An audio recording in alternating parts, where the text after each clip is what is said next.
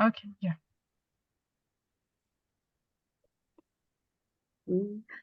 Greetings, dear friends. Good evening, good morning. I'm glad to see you and hear everyone in this the virtual space. Our spiritual connection transcends space and time. We feel a close connection with you, and I thank you for all the kind words of support that I constantly receive from our friends from America and Europe. Special thanks to dear Elton Hol for his response to my invitation to give a lecture, which we are looking forward to. I would like to introduce the interpreted and translated for our meeting, Людмила Ковт. Ну і далі я переходжу на українську мову і попрошу Людмилу Ковтун, Людмилу Володимирівну перекладати нашу сьогоднішню зустріч. І, будь ласка, включіть презентацію.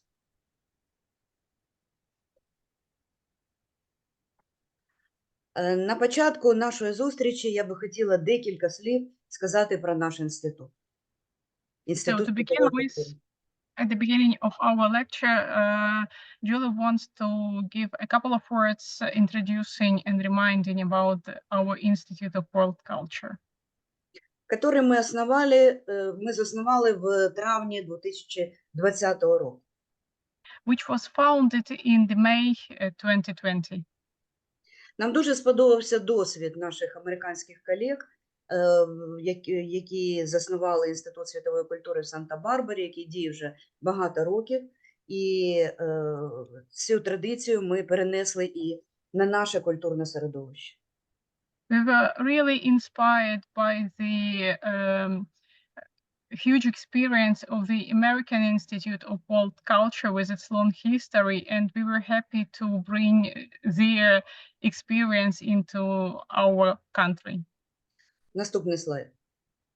Цьому передував наше спілкування з нашими колегами з Санта-Барбари. І ось у травні, як результат цього спілкування, відбулася презентація. І ви бачите на цьому слайді шановну Каролін Доранс, яка тут також присутня, яка очолює Інститут світової культури в Санта-Барбарі. І, звичайно, ми вдячні шановному Морісу, який на протязі багатьох років і десятиліття вже здійснює зв'язки між нашими українською і американською спільнотою, Робертом Муру і всім решта тут присутнім, хто сприяє такому діалогу культур. Before the institute was founded, it was a long and really fruitful cooperation and communication between the people from American and European countries. And here you can see the people who we are thankful for support and everyday communication. Caroline, Robert, Morris, and everyone who is present here, thank you very much for being with us. Наступний слайд, будь ласка. На цьому слайді ви бачите наші зустрічі в Дніпрі, які відбувалися ще до пандемії і війни, і ми могли вживу спілкуватися. In this pictures, you can see some events that took place in Dnipro before all the hardship times, before the pandemic, before the war, peaceful time, happy events, and just great memories. Тобто нас об'єднують давні дружні зв'язки, і ми дякуємо за продовження цієї співпраці сьогодні в такий складний час для України. We are joined by a long-lasting friendship, interaction and communication, and we are really happy that we are still together and we feel your support in these hard times for us. Наступний слайд. Інститут діє з 2020 року, і сьогодні цю діяльність в основному ми здійснюємо з Людмилою Володимирівною, яка є методистом і перекладачем в діяльності інституту. The institute was founded in 2020, and it's since that time the two of us are in the charge of most of the events that took place in the institute. So Julie as a head and the inspirer of all the ideas introduced into the institute, and me as a methodologist, sometimes lecturer, and of course your translator. Але нас оточує багато друзів, і ми весь час запрошуємо фахівців, які в різних галузях культури можуть бути цікавими для просвітницької діяльності. But we have a lot of friends around us who are great specialists in different fields of arts and culture, and we are happy to be able to invite them and to give them the floor as a lecturers at our institute. Наступний, будь ласка, слайд. І скажу, що ми вже провели біля 150 заходів з початку заснування інституту, і на цьому слайді, на жаль, тільки українською мовою, але ж всі, хто присутні, наші співвітчизники, можуть побачити наступні лекції і діяльність, яку ми започаткували в цьому році. All in all, since the institute was founded, we have hosted nearly or even more than 150 events totally. And this year we are back to our fruitful activity, and here you can see a plan. And for this, the first part of the year, actually, it's it's in Ukrainian, but we are ready always to introduce you into the English version. І в цьому зв'язку, користуючись можливістю нашої зустрічі, ми запрошуємо всіх бажаючих запропонувати свої, можливо, теми, як наших американських друзів для України, може обговорити якісь тематики, які би ви хотіли почути з нашого українського боку, щоб обмінюватися культурним досвідом. Ми відкриті до співпраці. And it's a great occasion for us to invite you to become our lecturers. So please let us know if you have anything you'd like to perform here, or you are interested in some topic and want us to try to cover it. Please let us know. Please send us an email or somehow inform us about your possible involvement into the activity of the institute. Наступний слайд. Ну і на цьому слайді можливість з нами зв'язатися всіма способами. І в нас є і канал на Ютубі, де ми виставляємо записи всіх лекцій. У нас є і телеграм-канал, до якого можна доєднатися через QR-код і отримувати всю актуальну інформацію о нашій діяльності, о наступних заходах. У нас є сторінка веб-сайту, все є на цьому сайті, є пошта, тобто готові до будь-якої комунікації, щоб розвивати нашу співпрацю. Here you can see the main ways of getting in touch with the Institute. We keep recording and posting our lectures on our YouTube channel, and nearly all the previous lectures are available there, and this one will be also posted there. And you can get a link, all links via email, and also scanning this QR code, you can join our Telegram channel where you can just be aware of all the plans and activities of the Institute, and it's the web page of the Institute where you can also get some information about us. Скажу, що ми плануємо публікацію матеріалів наших лекцій, не тільки вони є в відеозапису, але будуть надруковані в спеціальній збірці на двох мовах, на англійській і українській. We'd also like to inform you that we are planning to publish all our lectures in a special edition of the Institute Journal, and the publication will be done in two languages, English and Ukrainian. So please welcome to participate. І ще раз хочу підкреслити, наскільки для нас важливо зараз підтримувати ці зв'язки, бо дійсно ми знаходимося дуже в складному стані. Наприклад, сьогоднішній ранок український і мешканці Дніпра з 6 ранку отримали вже привітання від Росії у вигляді бомбардування нашого міста. And we also would like to underline how it is important for us to feel your support and being in touch with everyone in these hard times, because the city we are in Dnipro, since 6 a.m. today, we were kind of greeted by Russians, by some missile attacks, and it was not a very pleasant morning here. І саме тому актуальність нашої діяльності підвищується, бо культура і духовні цінності – це те вічне, на чому тримається людство. And for that very reason, it's very important for us to keep this cultural background as something that can join us and bring back to the very important issues of our everyday being. Наступний слайд, будь ласка.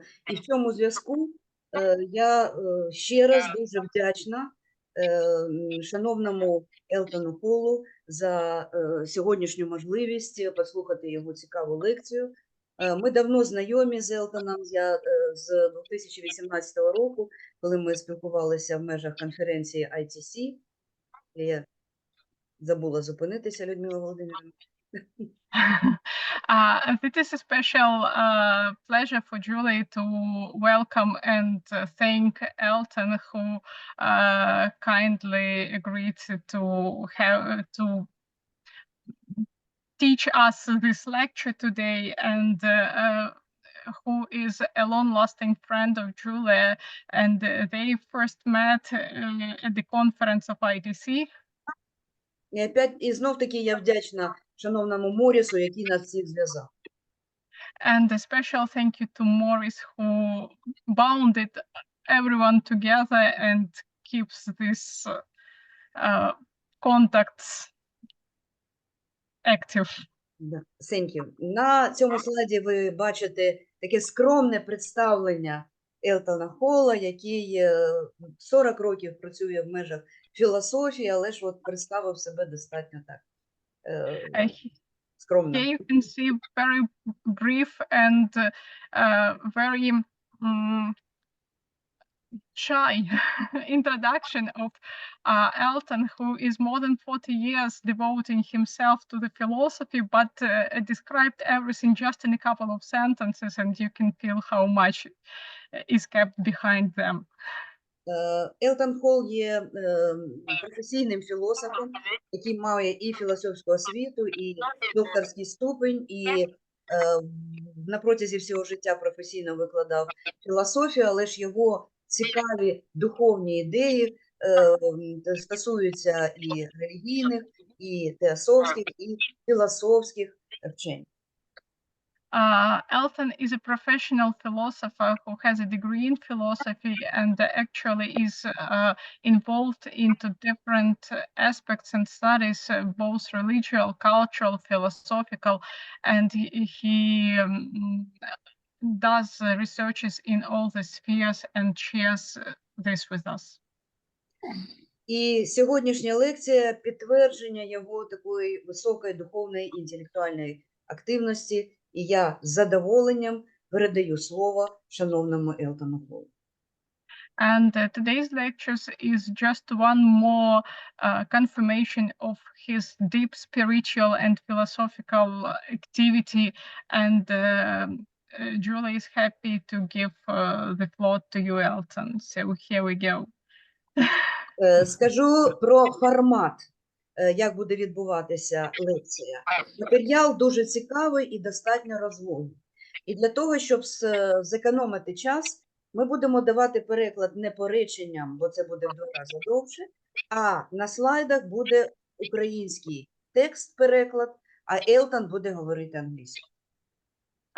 So just to get the idea of how the lecture will be delivered today, to give more time to the lecturer and not to steal time from him, we decided to present the translation in the form of slides. So you will be able to hear Elton in English and reading Ukrainian translation on the slides. Після лекції буде можливість поставити питання, і тоді вже буде безпосередній переклад і питання-відповідь. After the lecture, there will be a chance to ask Elton questions, and that is the time when we'll be doing direct translation of question answering session. Аудиторія, яка сьогодні зібралась на лекцію, представлена достатньо широко. Тут є студенти університетів, декількох університетів Дніпра, є викладачі і є представники інтелігенції, яких цікавить питання духовності. We have very different people at our lecture today. We have student lecturers and people who are interested in spiritual aspects, so they are welcome. Отже, ми з нетерпінням чекаємо на лекцію Елтона Хола і, шановний Елтон Хол, вам слово. So we are ready to start and to introduce Elton. Welcome, please. Thank you, Julia. Thank you, Ludmila. Mark Twain said, "History doesn't repeat itself, but it often rhymes." The well-known American author and humorist, who was also a man of great integrity, wrote these famous lines when reflecting on human history. For much of history, humanity is thought of time as generally circular, with history repeating itself in the rise and fall of civilizations and empires. And since we seem to fail to learn the lessons of history, we too often repeat them. While some ancient Greek philosophers may have thought that history literally repeats itself, most believed that history is more like a spiral staircase, where one returns to the same point, but at a different level again and again. In this sense, history rhymes. In the known history of the Western world, we see periodic revolutions in how individuals and humanity as a whole sees the universe and their place in it. Major changes occurred with the rise of ancient Greek philosophy.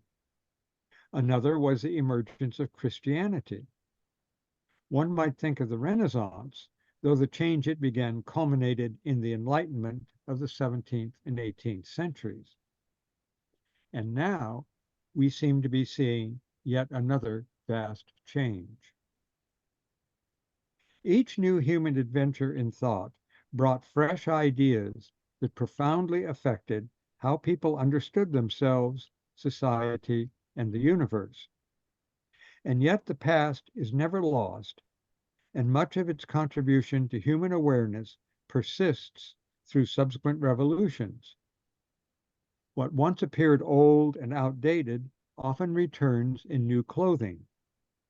We will consider these ancient and fundamental ideas that deeply influence thinking today, ideas that were often suppressed or ignored by a majority of thinkers, but never lost. They are monism, panpsychism, and teleology.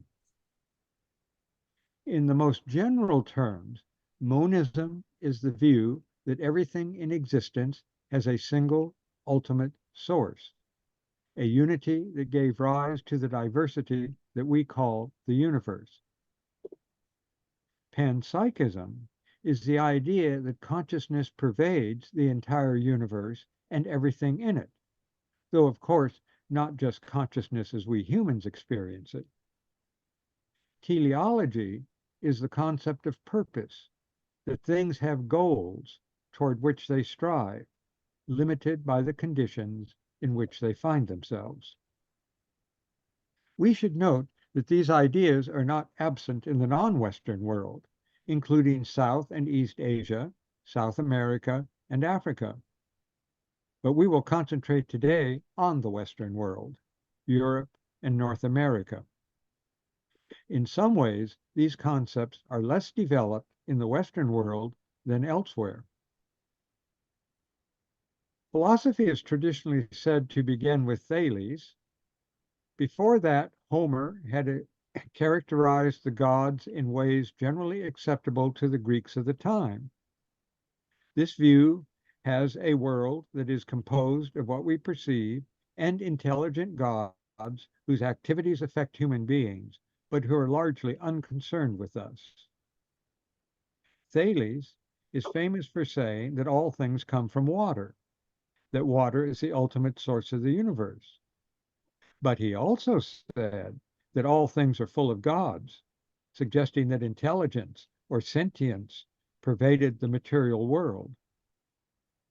We do not know exactly what he meant, because his thinking survives only in quotes and paraphrases found in the writings of others who lived long after him.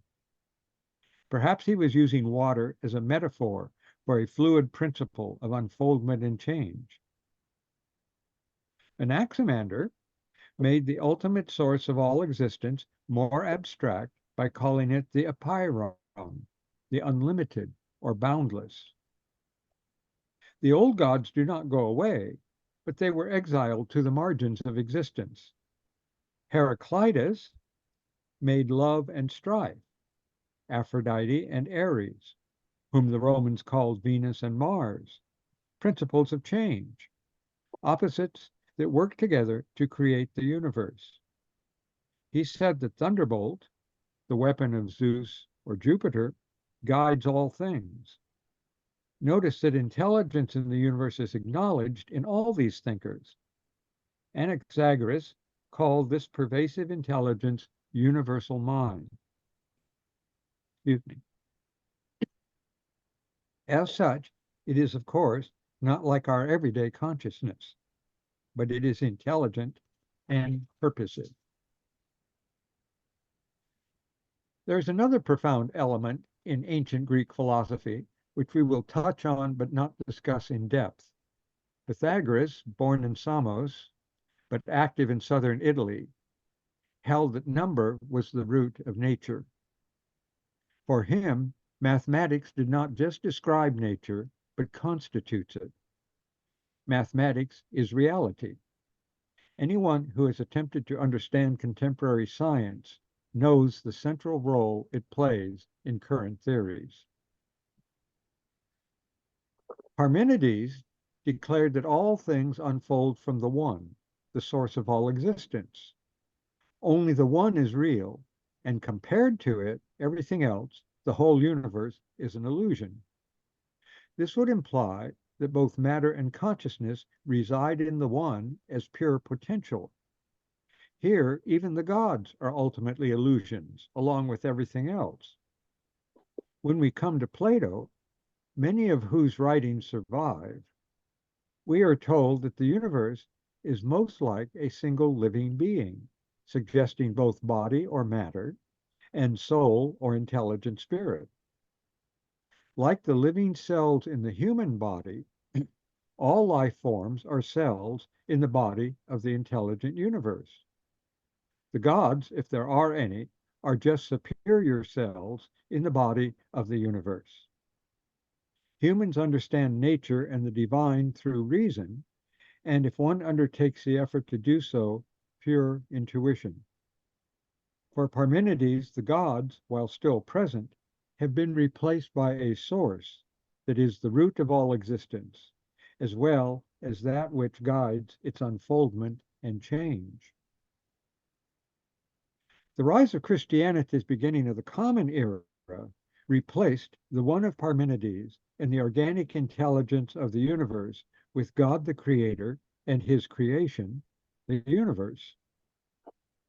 While it took several centuries for the whole Christian understanding of the world to emerge, there is from the beginning a clear distinction between creator and creation, and between spirit and matter.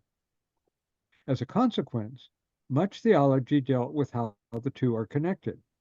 What is obvious, however, is that the old gods are gone from the scene, but only to be replaced by hierarchies of angels and demons, intelligent, conscious forces that connect humans with the divine and the demonic.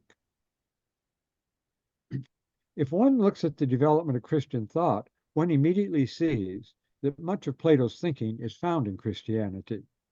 One also sees that making God separate from his creation poses a number of problems.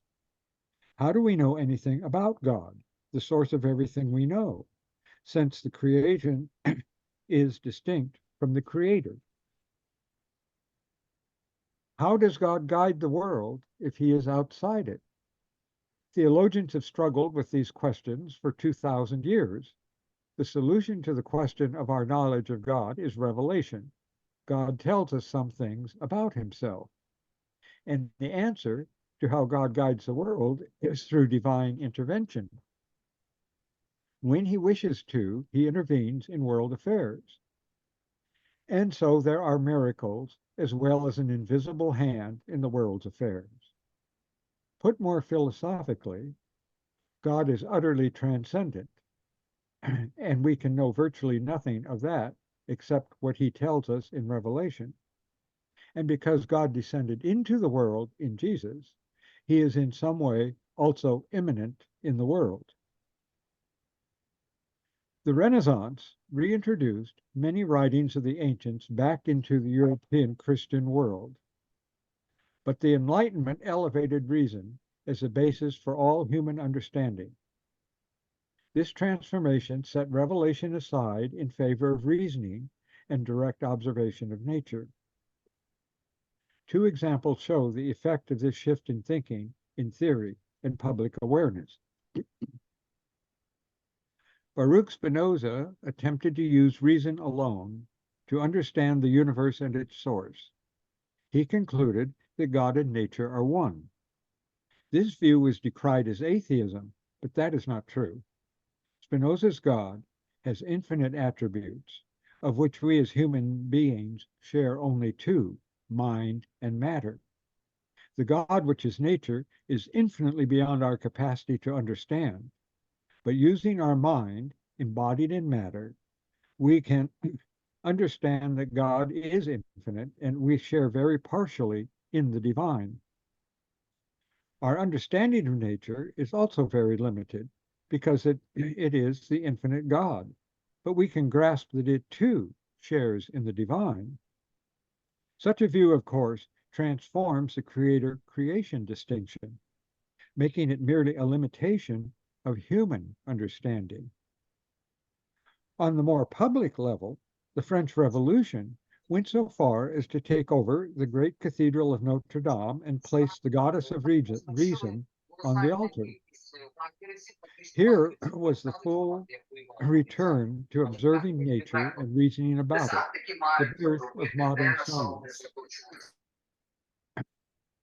There is an old story that Napoleon, who brought the French Revolution to an end, asked Pierre Simon, Marquis de Laplace, where God fit into his mathematical theories of nature. Laplace answered, "I don't need that hypothesis." He banished all divinity from existence, and in doing so marks the birth of strict materialism. Science replaced revelation and ancient theories with new theories that arose from observation and experimentation. Over time, this new approach explained many things that had remained mysteries, solved many problems, brought about revolutions in all subjects dealing with nature, and culminated in the positivism of the early 20th century. Only matter exists, according to this view, and consciousness, not to mention spirit or God, is not real. Consciousness is only a phenomenon that arises from the complex arrangements of atoms and molecules. It is not real in itself. So until recently, here we were, transient beings, mere epiphenomena, matter arranged so that it could discover that it is mere matter. All the old questions are answered: who we are, what we are, whether we survive death, we do not. We are just atoms, themselves not even basic, but being composed of subatomic particles which do not even exist as particles until discovered by transient consciousness. And yet there is a problem that will not politely go away. How is it that consciousness, merely an arrangement of atoms, can ask questions and discover that it is nothing but an arrangement of atoms? You may have noticed that, throughout this brief survey of our Western history, issues that were in the minds of the ancient Greeks have not really disappeared. What is the ultimate source of everything? What is intelligence and consciousness? Dismissing consciousness as nothing but like the heat given off of the chemical process of fire does not answer these questions, nor does it give meaning to life. This is why the so-called old and outdated ideas have not gone away. They may be hidden in modern discourse, but they persist.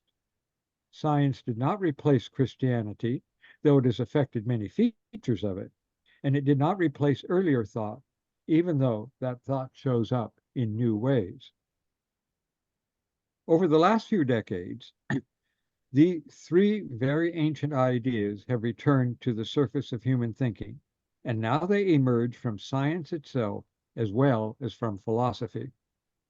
Science and philosophy are linked because theory draws on philosophy, and observation of and experiments with nature is the heart of science.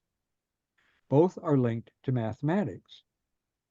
Throughout the 20th century and today, mathematics has increasingly become the language of science, used not just to describe the workings of nature, but to predict what we will find if we undertake appropriate experimental observations.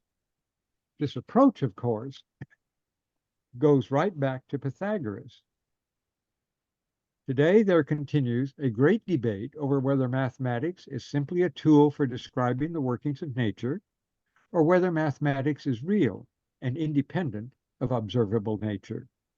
Put another way, is mathematics a useful human invention or a reality that is discovered by mathematicians? The first idea is monism, the conviction that all existence has a single unique source.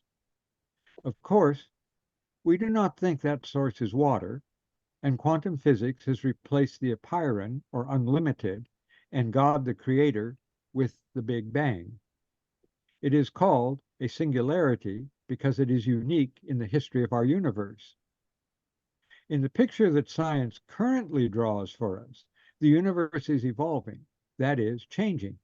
It began as a point, so to speak, that burst into time and space, in fact, contained time and space, and has been expanding ever since that initial moment. The Big Bang is thought to have occurred some 13.8 billion years ago. I said, the picture that science currently draws for us, because the great physicist Niels Bohr, a key figure in the development of quantum theory, insisted that this theory of the universe is rather like a map. It is a picture of fundamental reality, but it cannot be claimed to be a literal description of that reality.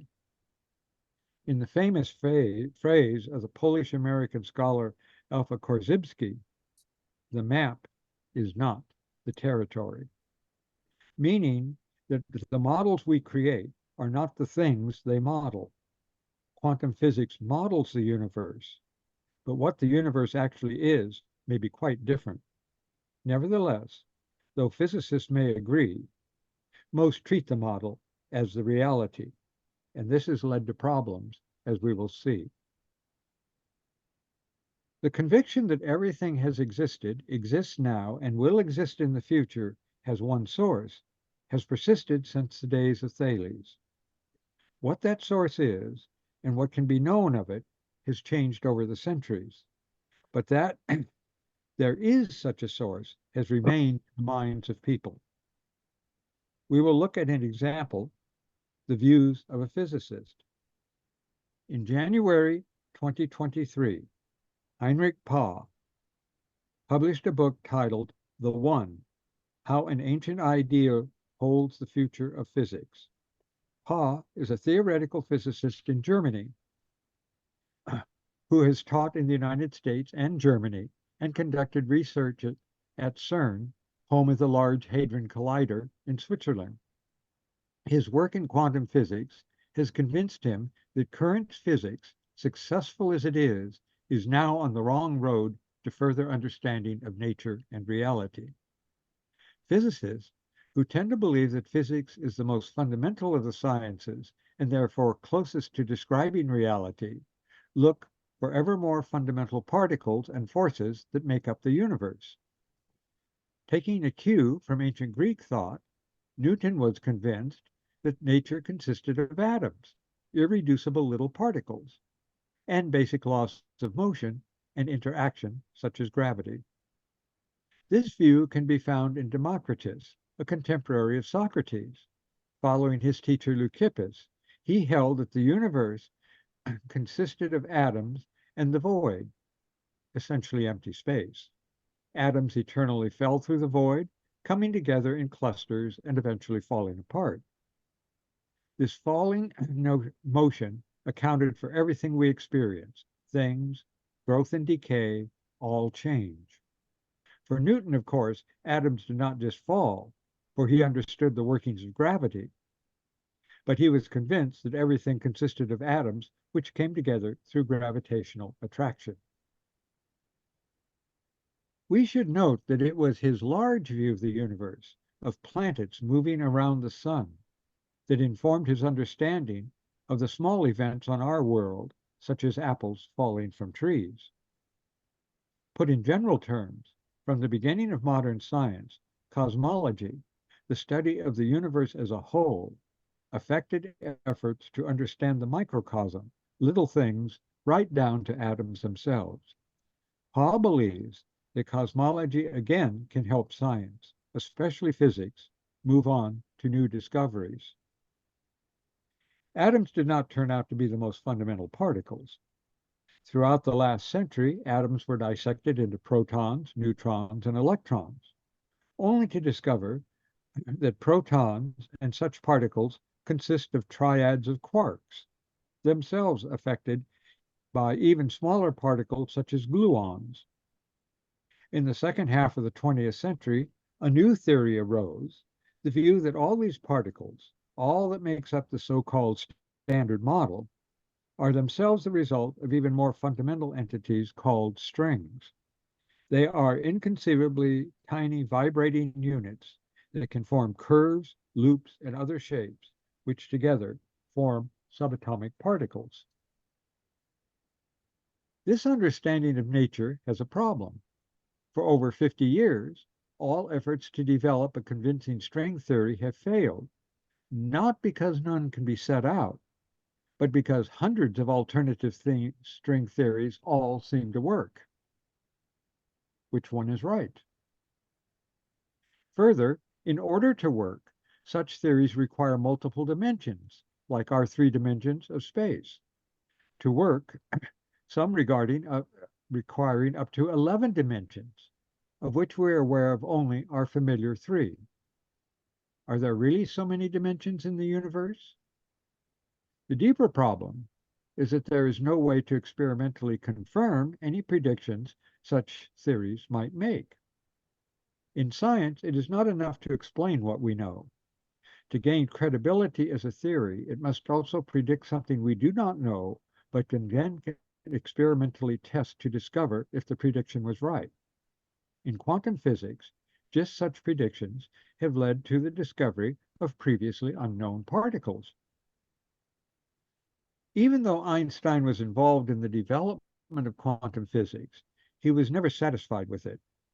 Rather, his most successful work was in cosmology, where he developed his theory of relativity. He was inspired by the fact that light behaves as particles in certain experimental conditions and as waves in others. This awareness has pervaded our understanding of both large and small phenomena. By the time one gets to quantum strings, the distinction between particle and wave, between an object and a vibration, has dissolved. Perhaps the universe consists of fields rather than particles, of interacting vibrations rather than things. For a long time now, physicists have known that one cannot describe the movement or location of a particle until it is observed. And it seems the observation collapses, to use a term common in physics, the wave into a particle which has a specific location. All of this is very brief and a rather loose explanation of issues in contemporary physics, but it is all we need at this moment to see what Pa has in mind when he says physics is on the wrong road to new discoveries. He says, and this is a quote from Pa, "At present, physics is facing a crisis that forces us to reconsider what we understand as fundamental in the first place.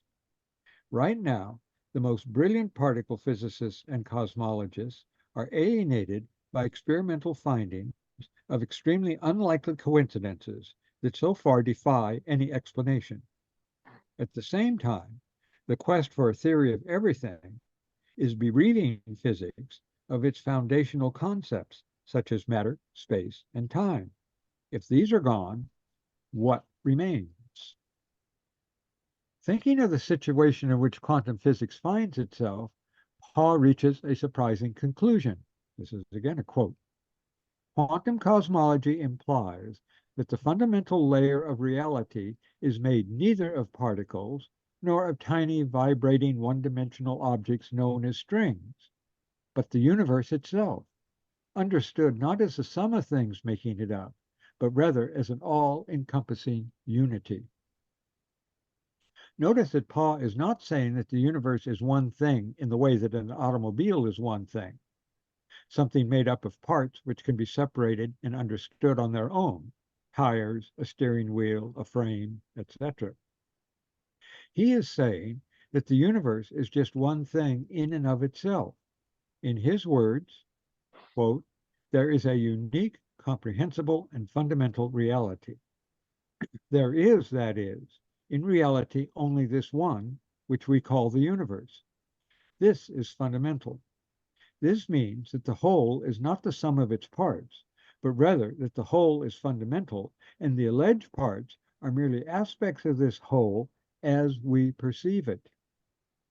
There is only one particle force, and it is the universe itself. Such a view reverses our typical thinking about existence." Pa developed his reasons for this reversal of perspective through an examination of quantum physics, arguing that what we know today compels us to this profound reconsideration of reality. When almost 2,500 years ago, Parmenides held that the one is reality, it had an immediate implication for our diverse world of many things. Parmenides called his essay on the one, "The Way of Truth." He wrote a second essay, most of which is lost to us, about the world we experience in daily life, which he called "The Way of Seeming." Compared to the fundamental reality of the one, what we experience is a kind of illusion, real to us because we are part of it, but an illusion in relation to the reality of the one. This is Pa's own view. Though the ancient Greek philosophers and scientists did not have the conceptual and experimental tools available to us, they realized the fundamental truth of things. Pa uses all the tools we have to come to the same conclusion. This is a strong form of monism.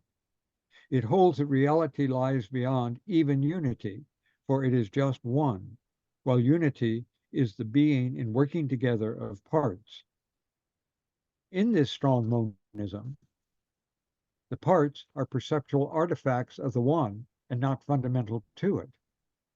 In unity, if the parts are separated, the unity is lost. With the one, if the parts are separated, the one is unaffected. Only our perception changes. While we cannot pursue Pa's whole argument, which takes an entire book to lay out, we can notice a feature of his view through the quantum discovery of entanglement. This mysterious feature of the quantum world has baffled the greatest scientists for decades. If two particles are entangled, then separated by vast distances, their entanglement remains. If something affects one of the particles, the other instantaneously responds. For example, particles have a feature called spin, rather like a spinning top. If two particles, one with a top spin and the other with a bottom spin, are separated, and if the first one is altered to a bottom spin, the second immediately changes to a top spin. This is true even if the particles are separated so far from one another that no message of the change could reach from one entangled particle to the other, because nothing travels faster than the speed of light. The other nonetheless changes. How can this be? Entanglement seems to make the two particles act as just one particle in some mysterious way. But particles are entangled everywhere. So changes here cause changes elsewhere, no matter where that is. Pa points out that the whole universe is likely entangled, so that every change has effects everywhere instantaneously. Think of the thyroid in the human body. If it goes too low or too high, it will affect many things, from memory to motor movement. So with the universe, in fact, even more so, since it is one. We recall that Thales, who held that the source of everything is water, whatever that meant for him, also said that all things are full of gods. Pa's view brings consciousness into the heart of physics, and indeed reality, for consciousness is as much an aspect of the one as the whole of diverse nature. And so we come to Panpsychism. Panpsychism means different things to different people. Some thinkers thought that Spinoza's view of God and nature are identical is a form of panpsychism. Rather, it is pantheism, the view that God is everywhere, in everything, or in its most radical form, that everything is just God. Panpsychism does not have to take a position on whether or not there is a God, for it is, generally speaking, the view that everything is conscious or has a mental dimension in some degree. This means that just as everything is material, everything has some consciousness in it. Consciousness in this philosophical stance is as fundamental as matter, space, and time are, pervasive and fundamental to all existence. I do not really like using the word consciousness in this way, simply because the only consciousness that we understand in any direct way is our human consciousness.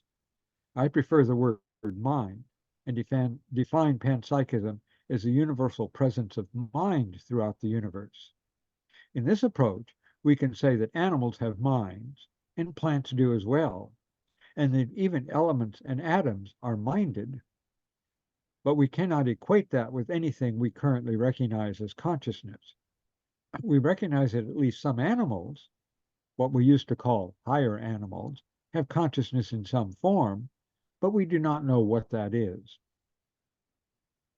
In 1974, the American philosopher Thomas Nagel published a paper titled, "What Is It Like?" Essay has become famous for making the point that we can tell a bat is conscious, but we cannot know what it is like to have a bat's consciousness. How does it perceive the world? It has poor eyesight compared to ours, and it can determine its place and its prey's place in space through echolocation, using squeaks that bound off surrounding objects to locate both itself and the insect it is identifying and pursuing. Its world and our world overlap, but they cannot be the same. We have discovered many things about the animal kingdom, that some fish and other aquatic creatures can detect electric currents, that some birds seem to have compasses built in so that they can navigate long migration routes following the magnetic lines of the earth, that some animals, especially dolphins and elephants, seem able to recognize reflections of themselves, that many animals have basic communication with others of their kind, and so on. We even know that plants have some form of communication, warning others of the same species when attacked or damaged, and following the sun and seasons to gather light and photosynthesize, and withdrawing sap for hibernation in winter, long-known features of the plant kingdom. But as Nagel argued, we do not know how they perceive the world, that is, what world they live in. Though nature is just nature, their worlds are not our world. Without their capacities for perception, we have only our human perceptions and thoughts to employ in understanding the world. We can do tests to find out some details. For example, a number of mammals cannot distinguish between blue and green. Magnetic fields affect some animals, but not others, and so on. But that is not experiencing the world the way other living forms do. Panpsychism is a theory that mind is everywhere, in all things, and that it is perception and thinking that varies, becoming able to reflect on its perceptions when found in human beings. This means that we can ask questions we may never be able to answer. Beginning with his 1974 paper, Nagel has wrestled with the issue of perception ever since. In 2012, he published Mind and Cosmos, his mature thinking on mind and nature. He does not reject the Darwinian explanation of evolution, but argues that in its present form, commonly called neo-Darwinian evolution, is wholly inadequate to explain consciousness.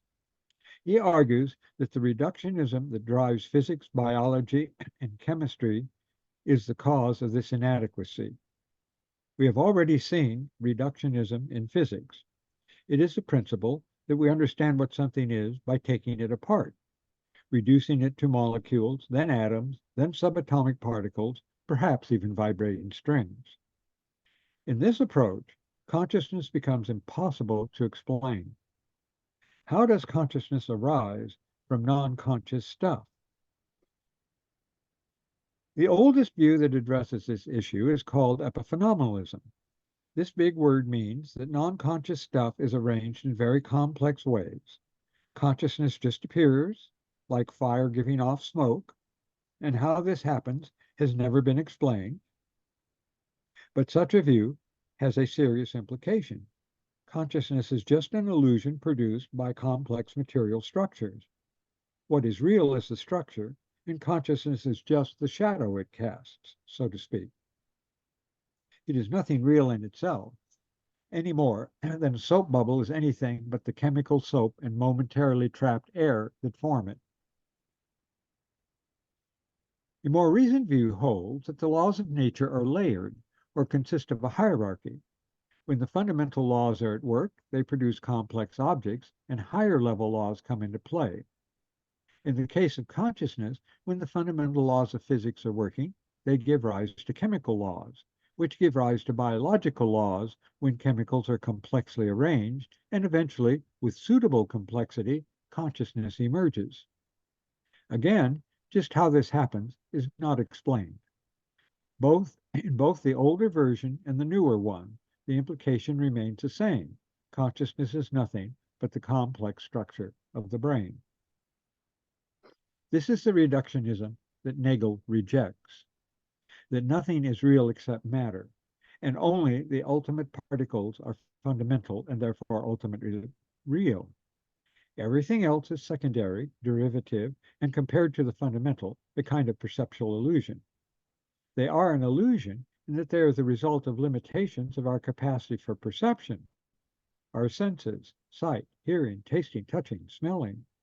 If we could only directly see whatever the ultimate building blocks of nature are, subatomic particles or strings or whatever, we would see that this is all there is in reality. Nagel's book is relatively small, just 128 pages, but his argument is clear and rather dense, so we cannot set it out here in any detail. Using the sciences as well as philosophical analysis, he insists that physical descriptions of conscious activity, such as thinking, are examinations from the outside. Paradoxically, such descriptions can only be made by a conscious being. For the reductionist, consciousness is required to show that consciousness is not real. Nagel offers a long argument in favor of what he calls neutral monism, which is the monism of Pa. It is natural in that it does not postulate some ultimate cause for its existence, such as God creating the world. It leaves such questions open. In this view, Nagel says, and this is a quote, consciousness is not an effect of the brain processes, but are its physical conditions. Rather, those brain processes are in themselves more than physical. Nagel is not opposed to reductionism of any kind, for taking the things apart can tell us many things. But a reductionism that requires us to deny the existence of what we actually experience is faulty. Consciousness is real, and it is encountered in us and in the world. So we must account for it just as we account for anything else. We know that human beings are made of the same stuff as the earth, chemicals, molecules, and so on. As Nagel points out, this is a quote, but since conscious organisms are not composed of a special kind of stuff, but can be constructed apparently from any of the matter in the universe, suitably arranged, it follows that everything living or not is constituted from elements having a nature that is both physical and non-physical, that is capable of combining into mental wholes. This view is reductionism in that it posits only the stuff we are familiar with, but it is not reductive in that it does not deny existence of mental elements. Rather, it gives all matter some non-physical properties. This is what I have been calling mind, which is taken as a universal property of all matter. When arranged in various ways, this mind shows up as consciousness. Whether matter has other properties that we have yet to learn about is, of course, an open question. Nagel explores the possible views one might take of this redefined matter and how life and consciousness arise. What is clear is that the evolutionary tendency to develop subjective perspectives, consciousness in various forms, must have been present from the beginning of existence. It is also clear that this tendency is ineradicable. Quote, one cannot have the mental without the physical aspect, or vice versa. Once this view is accepted, as Nagel thinks it must be, Panpsychism is the result. The evolutionary tendency of everything in existence implies some form of teleology. Teleology is the idea that for something to be explained, some purpose has to be accounted for. Those with a philosophical background will recognize Aristotle's final cause here. The concept, for example, that the purpose of the oak seed is to become an oak tree, not an elm or something else. Curiously, though purposes were banished from evolutionary theory, biologists cannot help but use terms of purpose in their explanation. The liver cleanses the body of toxins. The plant grows to flower and reproduce. All such statements imply purpose, even as biologists deny any such thing. The reason why such explanations cannot be eliminated from biological explanations is because, in the monistic view, there is some kind of intentionality in nature, both as a whole and in each of its parts. None of this means that things have purposes that can be decided by choice the way we choose. It does mean that nature is purposive, even if only humans know it. Further, this understanding of nature implies that outcomes have meaning, which means that value and meaning are not mere human conventions, but are built into existence itself.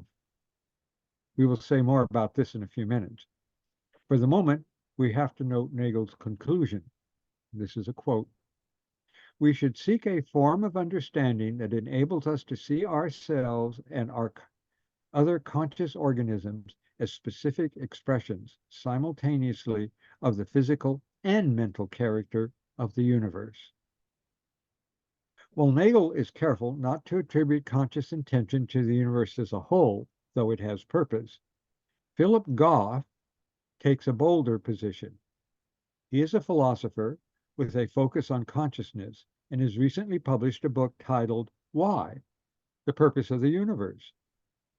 Goff is a professor of philosophy in England who explores consciousness and the nature of reality. In his earlier book, Galileo's Error, he made the case for panpsychism. His new small book, 150 pages, sums up his conclusions. Goff is concerned with a question that we'll return to shortly, whether the universe has purpose or not. What are the implications for human life? He believes the universe does have purpose. That is, that there are teleological laws of nature, and his argument comes from the opposite direction of Pa's approach. Pa looks at the universe as a whole and is convinced that it is one, meaning that the diversity we see is not foundational, but secondary. Goff looks to the micro world, the opposite pole of existence, as it were. In order to understand what Goff is suggesting, we will start with an easy example. No matter what philosophers might say, we experience ourselves as having free will. What this means in practice is that we find we have choices or options in what to do. Coming to a fork in the road, we choose to go on the right-hand or left-hand branch. Having options, making choices, always occur within constraints. We cannot just do anything we might imagine. For example, if I want to travel from New York City to Los Angeles, I have choices I can make for getting there. I could fly, or take a train, or drive, or even walk, though the latter really makes no sense given the distance between the two cities. But there are constraints. I cannot fly to Los Angeles by flapping my arms wildly in the air. I cannot instantaneously teleport myself like the crews in Star Trek. Constraints limit my choices, but they do not preclude them. It also seems that at least some animals make choices. The lion, chasing a creature that it would like to have for dinner, may give up the chase if it looks to be too hard to achieve. Or the pet dog, which sometimes obeys commands and sometimes not. We see choice occurring within constraints, and we can take that idea into the quantum world. Goff notes that in quantum theory, location of particles can only be predicted statistically. That is, a particle traveling as a wave might show up here or there when observed. These possible locations are analyzed statistically, providing a map of probabilities, indicating the probability of each place the particle might appear when observed. The fact that we can determine only the probability of a wave collapsing into a particle at one or another place is not the result of our limits of observation. Rather, it is the way things are. We should note that these statistical predictions have been subject to rigorous experiments for over 50 years, and never once have they been violated. They are the most thoroughly tested and certain conclusions of contemporary science. This indeterminism at the quantum level is suggestive to Goff. The wave has constraints, and these are given by the map of probabilities. But within those probabilities, where the wave collapses, when observed, is unknown until observed. What name should we give to the process of collapsing into a specific result? Science has often drawn words from ordinary speech and given them specific scientific meanings. Perhaps the most famous is Newton's use of the word gravity. It originally meant something like seriousness or heaviness, as in the gravity of a decision or the gravity of a person's demeanor. For Newton, it was the name for the attractive force between masses of matter. Goff thinks the obvious word for the processes of a wave collapsing into a particle is choice. The wave has limited options, but it does have options, and we do not know which option will be taken until we observe the result. We can call this process choice, for that is exactly what it looks like. Goff notes that all the sciences have discovered that law-governed processes, from chemical interactions to biological cells to organisms, frequently deviate in small ways from what the laws of these processes dictate. Put another way, it seems that everything displays some degree of agency, from very little among atoms to a great deal with human beings. He speaks of proto-agency for particles that respond to the immediate sets of constraints in which they find themselves. Goff's agency is this capacity plus some degree of experiential understanding.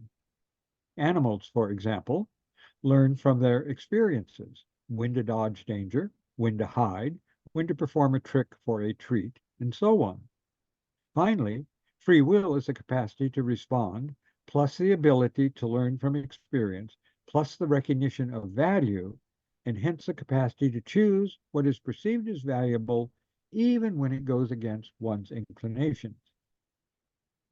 For Goff, this means that, quote, that the act of responding to one's value judgments or conscious inclinations, whether one is a particle, a tiger, or a human being, is a fundamental form of causation.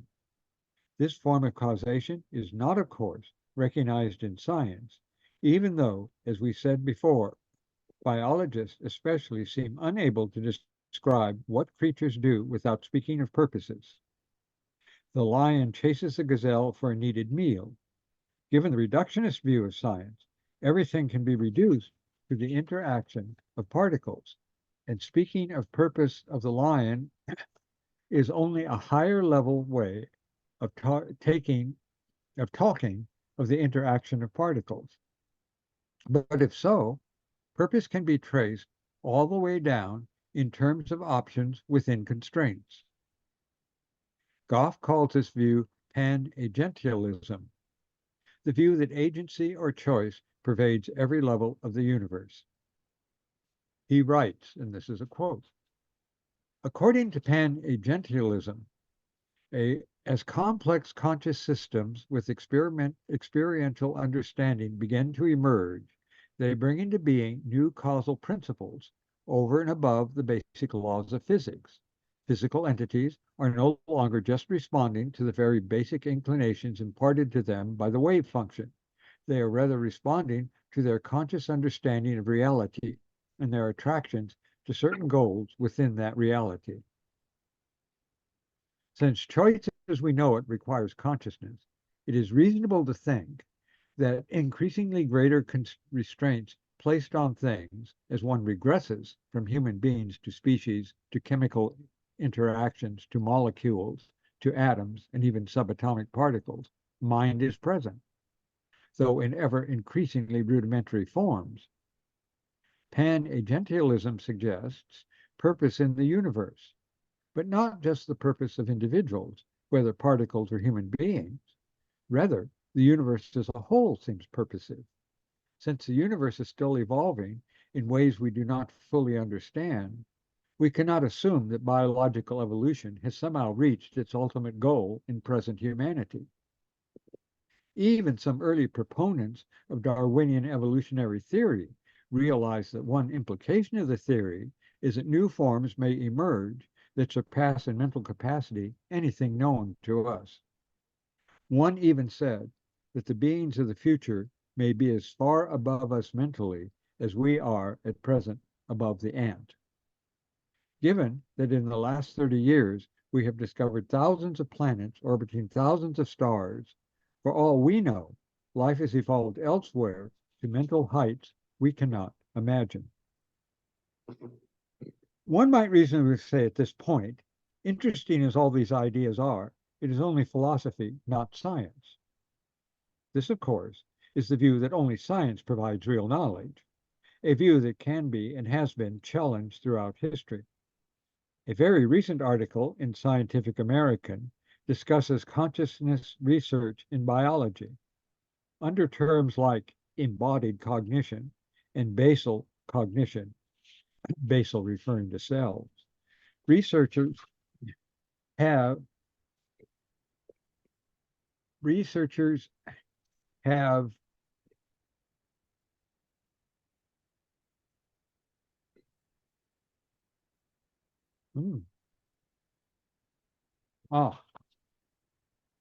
I am missing a page. Oh dear. So I'll just have to tell you. I can't give you now the details because I'm missing the page, so we have it in, no doubt, in Ukrainian, so you can read it there. But what the article argues is that in biology, we've shown that researchers demonstrate, that researchers of animals demonstrate capacities, mental capacities, quite outside having brains. Flatworms, for example, can have their heads cut off, and they regrow a perfect head without any brain there to do it.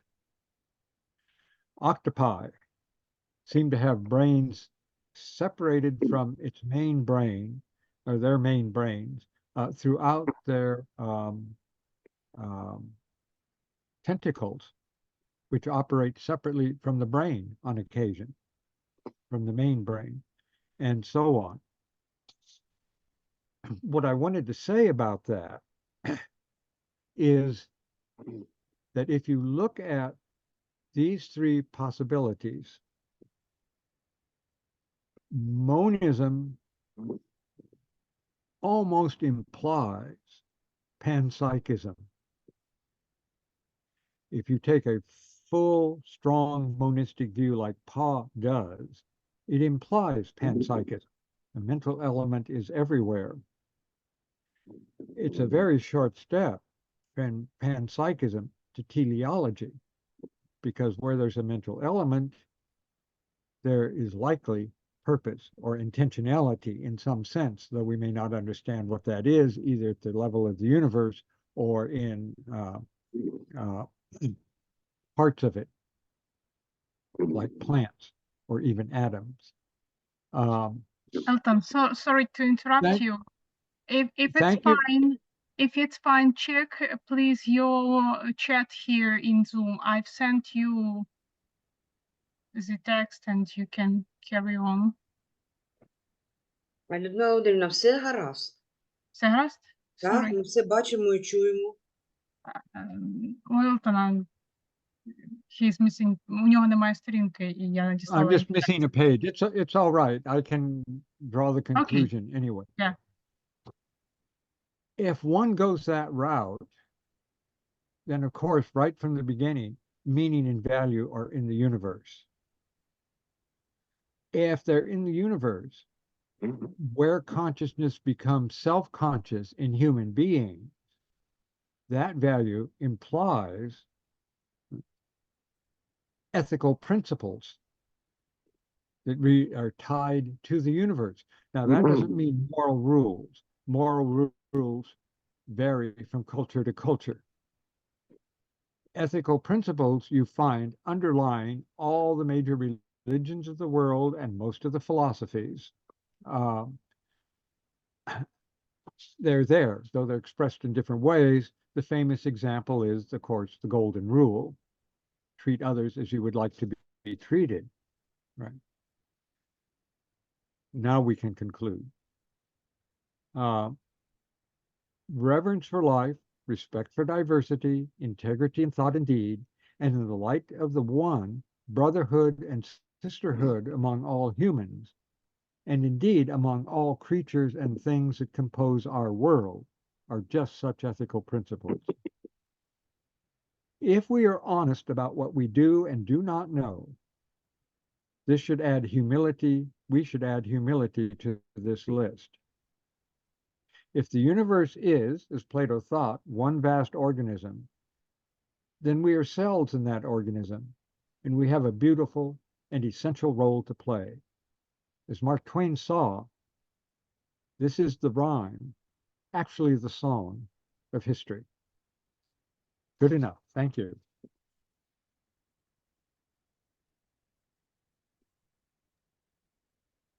Thank you very much, dear Elton.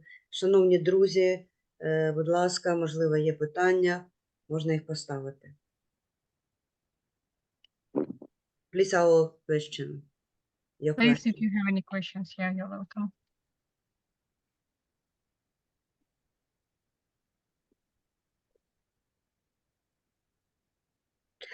Ну, якщо можливо, я почну.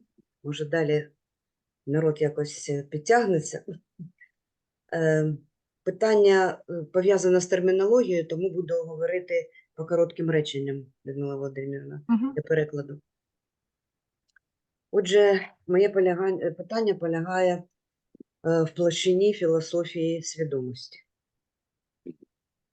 So Julia wants to start with her question, and her question deals with terminology. For that reason, she wants to put a question in the sphere of philosophy of consciousness. І от саме в цьому і є питання. Не consciousness.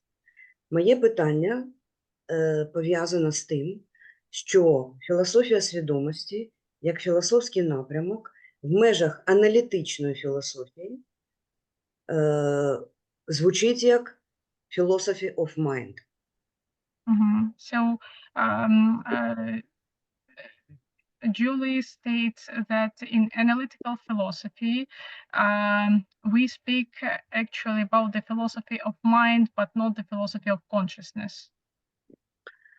Коли ми вживаємо термін consciousness, тобто свідомість, то ми маємо на увазі свідомість людини. When we use consciousness in philosophical aspect, we are speaking about human consciousness. Висновок Елтона полягає в тому, що свідомість – це значно ширше, ніж свідомість людини.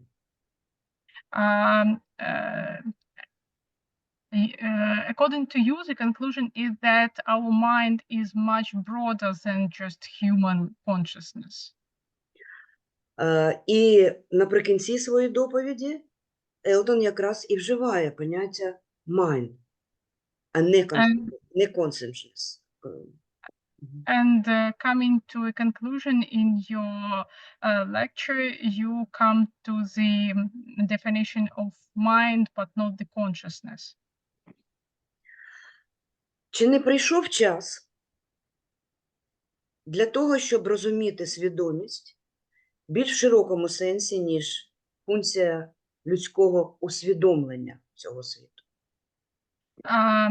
Maybe it's high time to start understanding the consciousness or mind just broader than simply the human consciousness, and give it kind of more power and make it more important, maybe.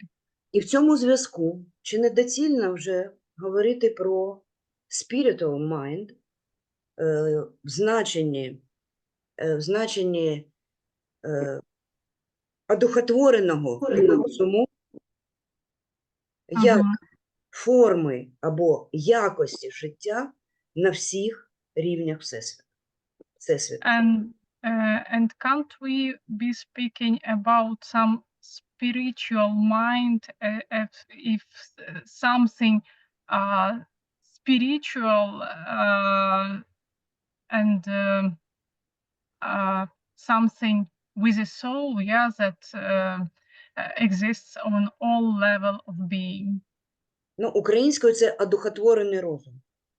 Це не раціо, не обмеженість мислення, а це одухотворений розум. It's not about ratio, it's not about something just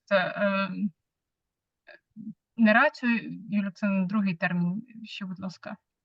Повторіть. Не суто мислення. Ага, not pure thinking ability, yeah? It's something spiritual, really spiritual.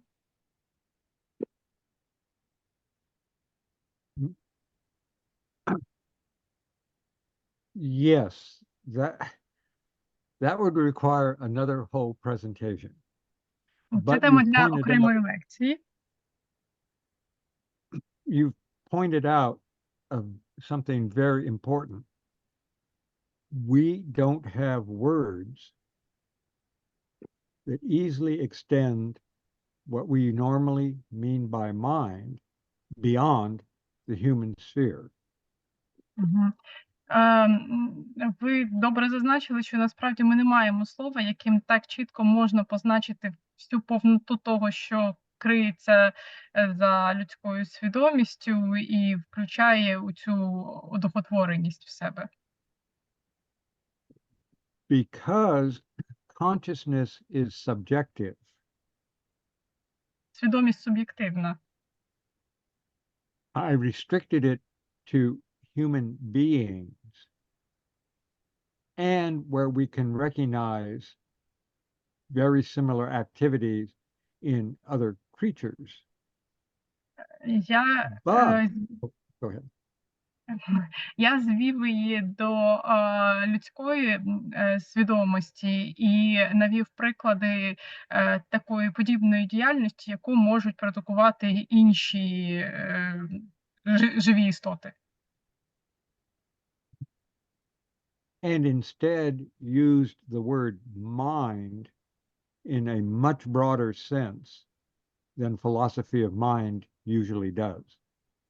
І використав саме термін mind, так, для того, щоб показати набагато ширший концепт того, що звичайна філософія свідомості вміщує в себе. In the 19th century, Ralph Waldo Emerson used the word oversoul В for what I'm called. Go ahead. В 19 столітті Емерсон використав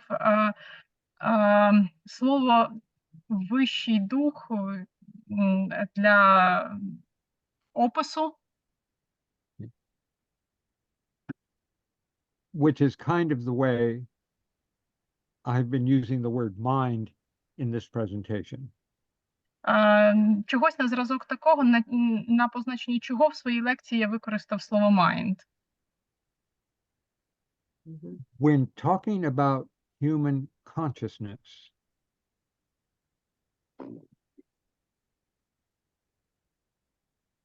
we need to take all of human consciousness into consideration.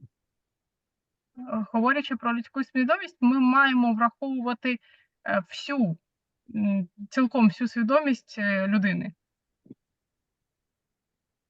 And we have something we might call intuition. І також ми можемо враховувати те, що ми називаємо інтуїцією. That's just a broad word for lots of things we experience. І це дуже широке слово, яке пояснює дуже багато речей, які ми відчуваємо і переживаємо. We suddenly think of someone just before the phone rings, and it turns out it's a phone call from them. Ми раптом можемо подумати про когось перед тим, як задзвонить телефон, і відповідаємо, і виявляється, що телефонує саме та людина. We read an article and get a sense of what it's pointing to, though we couldn't reconstruct everything the article says. Ми є частками і наближаємося до тієї точки, яка не надає можливості реконструювати нам все, про що йдеться в доповіді. I look into someone's eyes and I see what they mean, regardless of the words they are using. Я дивлюсь в чиїсь очі, і я розумію, що про що насправді йдеться, якими би словами не говорила людина. And then we have all of the examples of people who meditate and the remarkable states of consciousness they can tell us about. Далі у нас є багато прикладів людей, які перебувають в медитативному стані, і от опис тих станів, які вони відчувають. So there is much more to understanding than information or even everyday knowledge. І насправді набагато більше треба розуміти, ніж просто зрозуміти і ті знання, які ми використовуємо в нашому повсякденному житті. And in Western philosophy, we have tended to ignore a lot of that. І в східній філософії ми тяжіємо до ігнорування багато чого з цього. And we will not understand consciousness or mind unless we can take all of that into account. І ми не зрозуміємо, що б то не було, consciousness чи mind, як б ми то не називали, доки ми не врахуємо все, з чого воно складається. Now, do we call that spiritual? Чи називаємо ми це духовним? Well, that's another one of those words that have many different meanings. And that's why I avoided it in this talk. І це ще одне слово, яке має надзвичайно багато значень, і саме через це я намагався уникати його в своїй доповіді. But I'm happy to say, if there is a one, in the sense that Paul talks about, or Parmenides talks about, then yes, we can certainly distinguish something spiritual in human consciousness. Але я з радістю зазначу, якщо в цьому є щось, про що говорив Парменід, то так, ми можемо сказати, що це складова свідомості. Thank you very much. Thank you. Dear Robert, please, your question.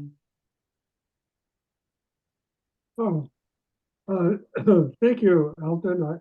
I can understand what you were saying as long as you were saying it. But now that you're not saying it, it's not so easy to understand. But Sorry, Please, Sorry, Robert. may you just give a brief translation for everyone. Робот говорить про те, що йому було легко розуміти те, про що говорив Елтон, але складніше зрозуміти те, про що він не говорив. But my question is the function of number in mathematics, both in contemporary science and in the Platonic, Neoplatonic views that ratio is what rules the universe. And I was wondering about, in that conception, how does the function of choice work in that?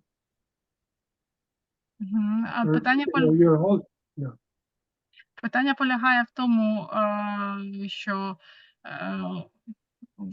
в платонічному вченні про математику у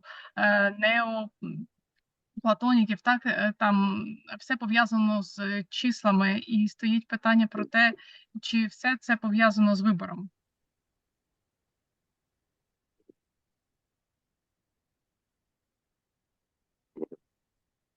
In the way Pythagoras thought of it, and the way some modern mathematicians think of it, like Roger Penrose,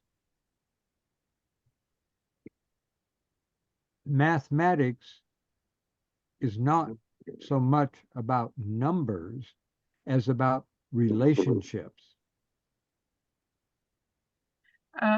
Як про це говорив Піфагор і багато сучасних вчених, математика – це не стільки про числа, скільки про відносини.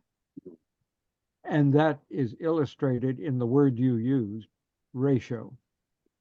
І це добре ілюструється словом, яке було використано раціо. Where there is relationship, there is choice, because variables are always involved. В той час, як відносини – це завжди про вибір, тому що завжди є варіанти. And I can't say a lot more because I'm not a mathematician. І більше я нічого не можу сказати, тому що я не математик.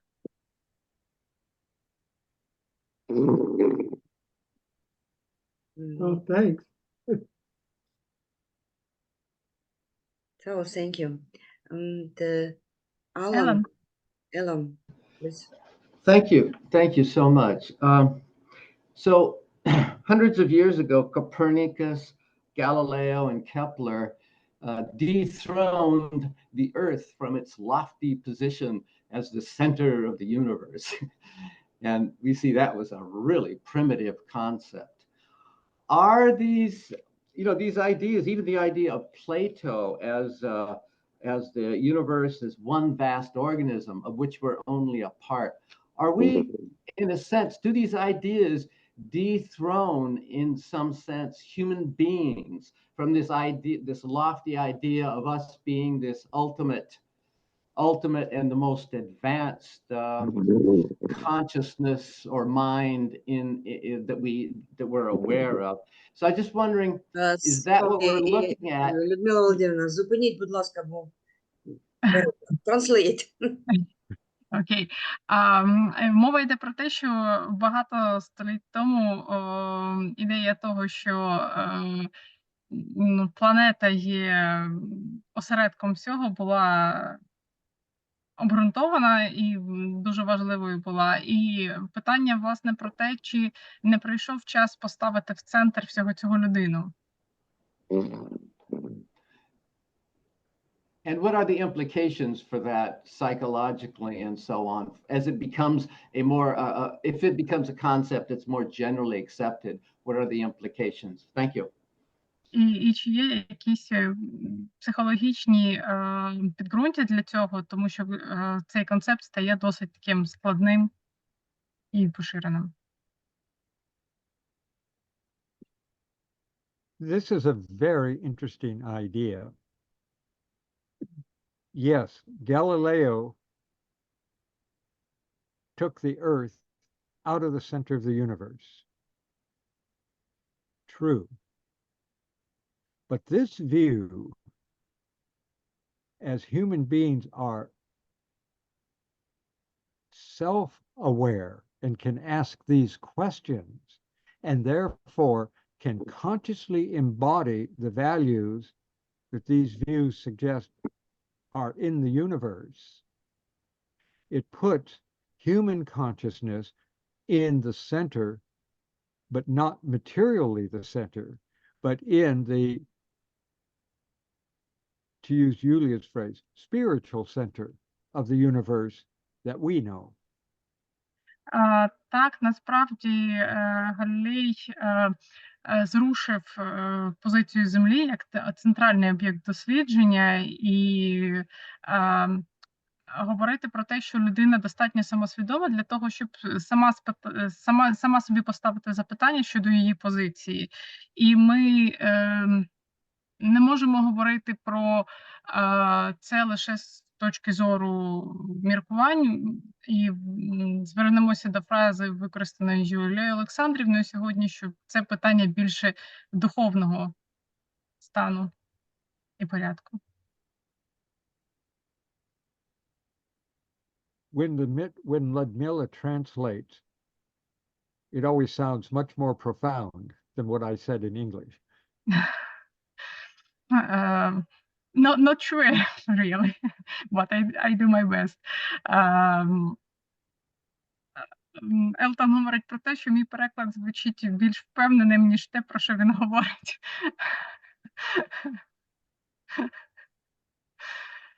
Колеги, можливо, ще є питання, будь ласка, є чудова можливість їх поставити. Прошу. Наші українські гості, слухачі, запрошуємо.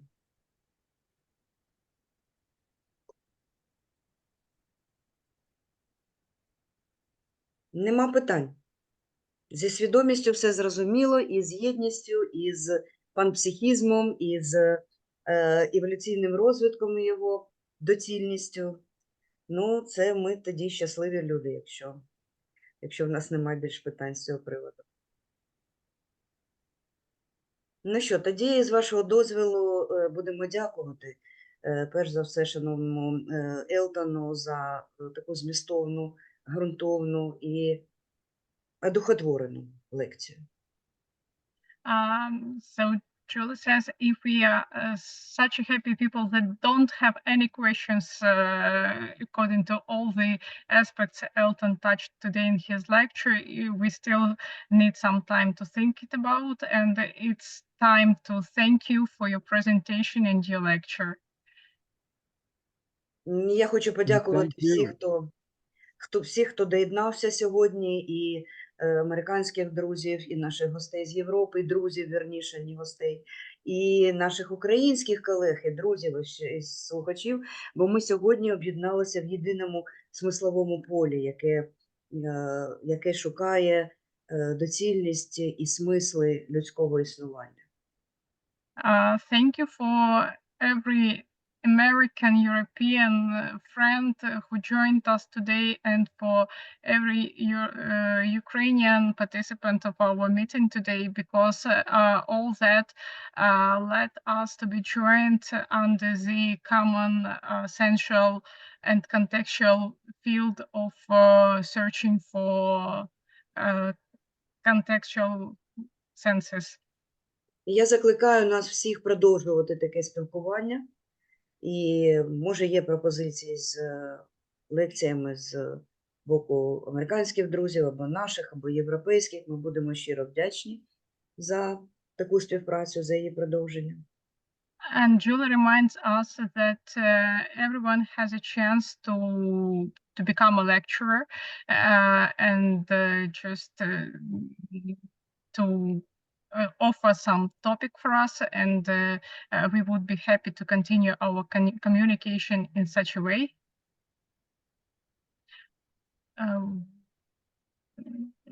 We have a question in the chat. Should I translate it? Є питання. Я не знаю, чи треба вже повертатися, бо питання про те, що ж таке саме свідомість. Ну, я думаю, що це треба знов починати розбиратися в цьому. Наші матеріали будуть надруковані і буде запис лекцій. Може, порадимо Олександрі або Олександру звернутися до цих матеріалів, щоб зараз вже не починати знов це питання підіймати.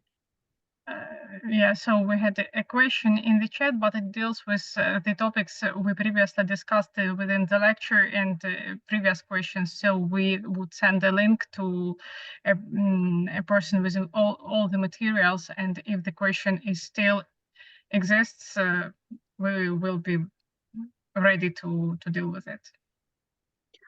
Ну і наостанок хочу подякувати шановній пані Людмилі за дуже ретельну ґрунтовну роботу по перекладу доповіді, за ту допомогу, яка вона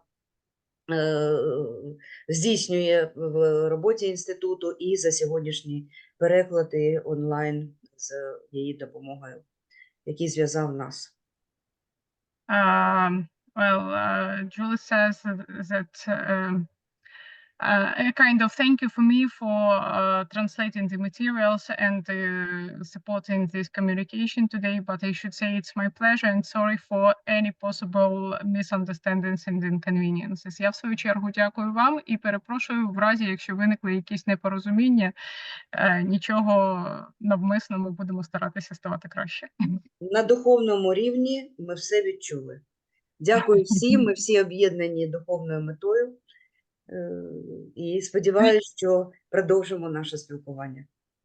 We have the same spiritual aim, and this spirituality joins all us, and we hope to continue this way. Дякую всім присутнім. Ну, на цьому тоді наша зустріч завершена. Дякую. Thank you for everyone present. That is the end of today's meeting. Well, I'd just like to say on behalf of all of us at the Institute of World Culture and also our friends in America and Europe, we thank you so much, Professor Yulia and the Ukrainian Institute of World Culture for sponsoring such a significant talk, which I think all of us were rather spellbound throughout the talk. And of course, to our fine colleague for so many years, Elton Hall, for such a magnificently clear presentation that's very stimulating and I think very provocative to all of us. So we want to thank both Professor Yulia, Ludmila as translator, all of you for coming from wherever you came from, and certainly Elton for a great talk. Моріс, в свою чергу, від всієї спільноти, яку він представляє, попросив подякувати Юлії Олександрівні і всьому Інституту світової культури за організацію цієї події, і окремо подяка Елтону як лектору, і він сподівається на подальшу співпрацю в такому самому форматі. Thank you. Thank you. Thank you. Thank you. Thank Thank you. you. A wonderful production. Thank Congratulations. you, Elton. Thank you, Julia, and thank you, Ludmila. Thank you, everyone. Thank you. Total joy. Thank you. Прохання всім відкрити, може, відео, щоб ну, максимально ми побачили один одного. Just last second video, open cameras, please, just for us to give a glance to each other. Олександр, дякую за ваше питання. Тепер я зрозуміла, хто його поставив. Дуже цікаве питання, ми ще поспілкуємося.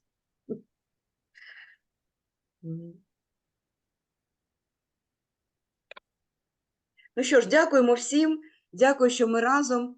Ми рухаємося далі, і світ, добро, істина і краса завжди будуть переважати в цьому світі. Thank you for everyone, and peace, beauty, and all the pleasure of the world will always and truth, yeah, will always will follow us on our way. Thank you very much. Thank you. Say goodbye. Thank you. Ентон, і ще раз дякую вам за вашу доповідь. І Елтон, you ж... Left, yeah. Ну, Yeah. До побачення всім. На все добре. Bye-bye. До побачення.